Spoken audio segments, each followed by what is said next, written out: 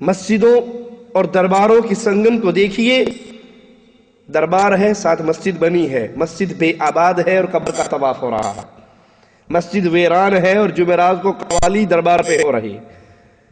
یہ اہل شرک ہے، ان کو لائق نہیں یہ اللہ کے گھر آباد کرے۔ اور مساجد کی تعمیر کا مقصد صرف اللہ کی عبادت ہے۔ وَأَنَّ الْمَسَاجِدَ لِلَّهِ فَلَا تَدْعُوا مَعَ اللَّهِ أَحَدًا، یہ مسجدیں اللہ کی ہیں، اللہ کی عبادت کی جگہ ہیں۔ فَلَا تَدْعُوا مَعَ اللَّهِ أَحَدًا، ان مسجدوں میں اللہ کے علاوہ کسی اور کو مت پکارو۔ مسجدوں میں بیٹھ کے یا علی مدد کے نعرے لگانے والوں، مسجدوں کے اندر یا رسول اللہ مدد کے نعرے لگانے والوں، مسجدوں میں اپنے پیروں فقیروں کو پکارنے والوں، اگر تمہارے دل میں اللہ کی توحید کی غیرت کی ہلکی سی جھلک بھی ہے، مومن مسجد میں بیٹھ کر غیر کو کیسے پکار سکتا ہے؟ مثال دیتا ہوں اللہ کے لیے اعلی مثال، وہ کتنا بے وقوف ہے، وہ کتنا ناسمجھ ہے جو بادشاہ کے دربار میں بیٹھا ہو اور بادشاہ کو چھوڑ کر پٹواری صاحب سے کہے ہمیں کچھ تو دے جاؤ۔ وہ جاہل نہیں ہے؟ ارے تو بیٹھا کس کے دربار میں ہے؟ تاریخ ایک واقعہ آتا ہے دو فقیروں کا۔ مسجد کے دروازے پر دو فقیر بیٹھتے اور بادشاہ اکبر جب نماز پڑھنے کے لیے آتا تو وہ آواز لگاتے دونوں فقیر۔ ایک فقیر کہتا اکبر تجھے اللہ نے بڑا دیا ہے مجھے بھی دے، تجھے اللہ نے بہت دیا ہے مجھے بھی دے۔ دوسرا کہتا اللہ تو نے بادشاہ کو اتنا دیا ہے مجھے بھی دے۔ وہ جو بادشاہ والا تھا کہتا بے وقوف، بادشاہ سے مانگا کرتے، اللہ نے تو ان کو دے دیا اب ان سے ہمیں مانگنا چاہیے۔ اس نے کہا تو بادشاہ سے مانگتا رہے، میں اللہ سے مانگوں گا۔ وہ ایک جمعہ دیکھا، اس نے دو جمعے دیکھا، وہ آواز لگاتا ہے بادشاہ تجھے اللہ نے بہت کچھ دیا مجھے بھی دے۔ یہ کہتا اللہ تو نے بادشاہ کو اتنا کچھ دیا مجھے بھی تو دے۔ بادشاہ نے اپنے وزیروں سے کہا کہ دیکھو جو اللہ سے مانگ رہا ہے وہ تو خالی ہاتھ نہیں رہے گا، اللہ اس کو ضرور دے گا۔ یہ ایک بے وقوف ہے جو ہمیشہ میرے نام سے یہ آواز لگاتا ہے، اس کو کچھ بھیج دو، اس کا منہ بند کرو، جو اللہ سے مانگ رہا ہے اللہ اس کو دے گا۔ تو وہ مغل بادشاہ ان کے اپنے رواج، انہوں نے ایک برتن کے اندر نیچے سونے کا خزانہ اشرفیہ بھری، اس کے اوپر شاہی کھیر بنی ہوئی رکھی اور وہ اس فقیر کو دے آئے۔ اب فقیر جو اللہ اللہ سے مانگتا تھا اس کو چھیڑ رہا ہے، بڑا گستاخ، اللہ سے اللہ ہی دے گا اللہ ہی دے گا، دیکھ بادشاہ نے مجھے تو بھیج دی۔ اس نے کہا ٹھیک ہے تجھے بھیج دی تو کھا، مجھے تو اللہ ہی دے گا۔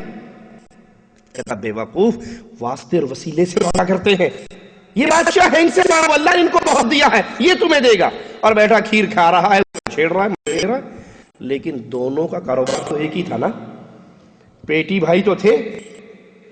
تو جب اس کا پیٹ بھر گیا کھیر کھانے سے، کھیر کھا کر پھر اس نے کہا لے اللہ ہی دے گا اللہ ہی دے گا، لے لے تھوڑی سی تو بھی کھا لے۔ تو اس نے وہ لے لی اور برتن اپنے پاس رکھ لیا، گھر جا کر کھا لیا۔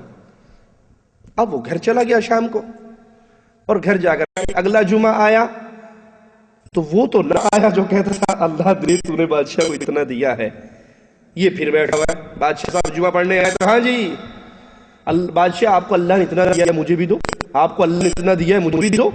بادشاہ نے وزیر سے کہا تجھے جو کہا تھا اس کو دے، کہا جان کی امان پاؤں میں تو دے چکا ہوں۔ کہا پوچھو اس سے کیا ہوا؟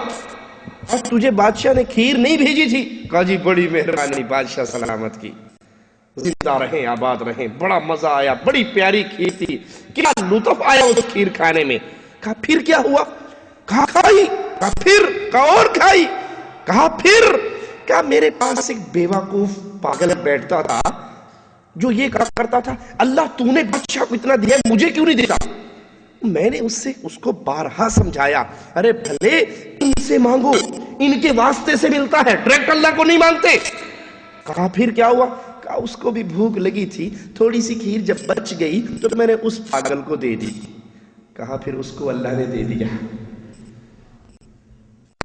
اس کو اللہ نے دے دیا، اس کے نیچے خزانہ تھا جو بادشاہ نے تیرے لیے بھیجا تھا۔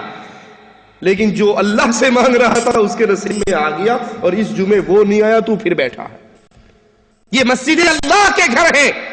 اللہ کی غیرت، اللہ کی توحید، اللہ کی محبت کو اپنے دل میں اجاگر کیجئے۔ جب مسجد میں آؤ تو فَلَا تَدْعُوا مَعَ اللَّهِ أَحَدًا، اللہ کے علاوہ کسی کو نہ پکارو، اللہ کے علاوہ کسی سے نہ مانگو۔ اس در پہ آ کے سب جھکتے رہے۔ اللہ کے نبی علیہ السلام کو کوئی تکلیف ہوتی، کوئی حاجت ہوتی، کوئی پریشانی ہوتی تو سیدنا بلال سے کہتے ہیں بلال، سیدنا بلال اذان دیتے۔ اللہ کے نبی علیہ السلام مسجد میں آتے، نماز پڑھتے، اللہ سے سوال کرتے۔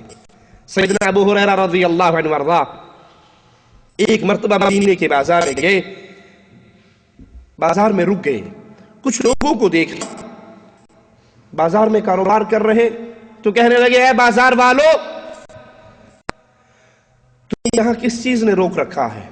وہاں مسجد کے اندر رسول کریم صلی اللہ علیہ وسلم کی میراث بٹ رہی ہے، وراثت بٹ رہی ہے، جاؤ آ کے لے لو، بٹ رہا ہے وہاں پر بہت کچھ۔ بازار والوں نے دکانیں چھوڑی اور مسجد کی طرف دوڑ لگا دی۔ مسجد میں گئے، دیکھا ایک اللہ کے نبی کی حدیثیں بیان کر رہا ہے، کوئی قرآن پڑھ رہا ہے، کوئی نماز پڑھ رہا ہے، بٹنے والا کوئی منظر نہیں تھا۔ واپس آگے، سیدنا ابو ہریرہ وہیں پہ کھڑے ہیں۔ کہا تم واپس کیوں آگے؟ کہا آپ نے تو کہا تھا وہاں نبی کی میراث بٹ رہی ہے، وہاں تو کچھ بھی نہیں بٹ رہا۔ کہا وہاں تم نے کیا دیکھا؟ کہا ہم نے دیکھا ایک عالم بیٹھے ہوئے لوگوں کو نبی کی حدیثیں سنا رہے تھے۔ کہا افسوس ہے تم پر، وہی تو محمد کی میراث تھی صلی اللہ علیہ وسلم، اس کو تم چھوڑ کر آگے، وہی تو امام الانبیاء کی وراثت تھی، آپ کی میراث تھی اور آپ کا ورثہ تھا۔ کچھ حلال و حرام کے مسائل بیان کر رہے، کچھ نمازیں پڑھ رہے۔ یہ مسجدیں وہ مرکز ہے جہاں پر اللہ کے نبیوں کا علم بٹا کرتا ہے۔ ترمذی میں ہے، رسول کریم صلی اللہ علیہ وسلم نے فرمایا الارض کلها مسجد الا المقبرہ والحمام، پوری زمین کو اللہ نے میرے لیے پاک کر دیا ہے، پوری زمین پاک ہے، پوری زمین مسجد ہے۔ جس جگہ کو چاہے صاف کرے اور مسجد بنا لے۔ دو جگہوں پر مسجد نہیں بن سکتی، ایک قبرستان میں مسجد نہیں بن سکتی اور ایک حمام کے اندر نماز نہیں پڑھی جا سکتی۔ یہ دو جگہوں سے منع کیا گیا ہے۔ اسی طرح قبرستان کے اندر مقبروں اور قبروں کے اوپر مسجد نہیں بن سکتی۔ یہ قبروں پر جتنی مسجدیں بنی ہیں، یہ درباروں گاہوں پر جتنی مسجدیں بنی ہیں، کسی کو چھیڑنا مقصود نہیں، سمجھانا مقصود ہے۔ یہ محمد کریم صلی اللہ علیہ وسلم کی تعلیم کے خلاف ہے۔ صحیح مسلم میں ہے، رسول کریم صلی اللہ علیہ وسلم نے موت والی بیماری کے اندر آخری ایام کے اندر ارشاد فرمایا اللہ کی لعنت ہو یہود و نصارہ پر، انہوں نے اپنی مسجدوں کو، انبیاء کی قبروں کو مسجدیں بنا لی۔ اللہ یہود و نصارہ پر لعنت کرے، انبیاء کی قبروں کو ان ظالموں نے مسجد بنا لی۔ اس حدیث سے بھی ثابت ہوا کہ قبر کے اوپر مسجد نہیں بن سکتی۔ کوئی مر جائے قبر مسجد کے اندر وہ دفن نہیں ہو سکتا، جہاں قبریں موجود ہوں وہاں مسجد نہیں بنائی جا سکتی۔ ابو داؤد کے اندر ہے، سیدنا عبداللہ ابن عباس فرماتے ہیں رسول کریم صلی اللہ علیہ وسلم نے فرمایا مجھے مساجد کے اندر نقش و نگار بنانے سے منع کیا گیا ہے۔ آپ نے دیکھو مسجدوں میں جائیں، کہیں پہ شیشے کا کام ہوا ہے، کہیں پہ کوئی خوبصورتی، کہیں پہ کوئی خوبصورتی۔ مسجد کو اچھا بنائیے، صاف بنائیے، لیکن نقش و نگار جس سے انسان کی توجہ اللہ کی عبادت سے ہٹ کر اس خوبصورتی میں لگ جائے۔ مثلا آپ ایسے جائیں نماز پہ کھڑے ہو کے نماز پڑھ رہے ہیں جہاں سے بہت خوبصورت ہے، بہت مزین ہے، بڑے اس پہ رنگ ہیں اور بڑے اس پہ پھول ہیں، بیل بوٹے ہیں، بڑی پیاری پیاری سینریاں ہیں۔ اب آپ نماز میں کھڑے ہیں، اللہ اکبر کہا، آپ کی نظر جب نیچے پڑی تو آپ کا دل و دماغ تو اسی میں گم ہو جائے گا۔ رسول کریم صلی اللہ علیہ وسلم نے فرمایا مجھے مسجدوں میں نقش و نگار بنانے سے منع کیا گیا۔ عبداللہ ابن عباس فرماتے ہیں تم لوگ مساجد میں ایسے نقش و نگار کرو گے جس طرح یہودی اپنے عبادت خانوں کے اندر کیا کرتے تھے۔ مسجدوں کے اندر نقش و نگار کرنا یہ یہود و نصارہ کی عادت ہے، اور عبداللہ ابن عباس ڈرا